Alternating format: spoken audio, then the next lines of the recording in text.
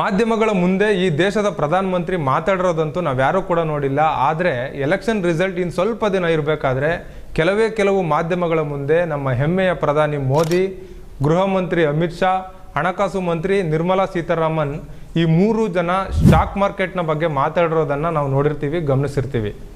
ಮೇ 13ನೇ ತಾರೀಕು ದೇಶದ ಗೃಹ ಮಂತ್ರಿ ನೀವು ನೇರವಾಗಿ ಶೇರ್ಗಳನ್ನು ಖರೀದಿ ಮಾಡಿ ಜೂನ್ 4 ಆದಮೇಲೆ ಆ ಶೇರ್ಗಳು ಮೇಲೋಗ್ತವೆ ಅಂತ ಈ ದೇಶದ ಕೆಲವು ಜನರಿಗೆ, ಅಂದರೆ ಸ್ಟಾಕ್ ಮಾರ್ಕೆಟ್ಗೆ ಹತ್ತಿರ ಇರುವಂಥ ಜನರಿಗೆ ಕರೆ ಕೊಡ್ತಾರೆ. ಅದಾದ 6ನೇ ದಿನಕ್ಕೆ ಅಂದರೆ 19ನೇ ತಾರೀಕು ನರೇಂದ್ರ ಮೋದಿ ಮೀಡಿಯಾ ಜೊತೆಗೆ ಮಾತಾಡ್ತಾ ಜೂನ್ 4ನೇ ತಾರೀಕು ಆದಮೇಲೆ ಸ್ಟಾಕ್ ಮಾರ್ಕೆಟ್ನ ನೋಡಿ ಒಂದು ದೊಡ್ಡ ಮಟ್ಟದ ರೆಕಾರ್ಡನ್ನು ಮಾಡುತ್ತೆ ಅಂತ ಹೇಳ್ತಾರೆ.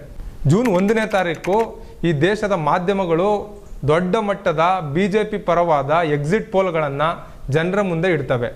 ಅದರಲ್ಲಿ 400ಕ್ಕೂ ಹೆಚ್ಚು ಸೀಟ್ಗಳು ಬರ್ಬೋದು ಅನ್ನುವಂಥ ನಿರೀಕ್ಷೆಗಳನ್ನು ಈ ಮಾಧ್ಯಮಗಳು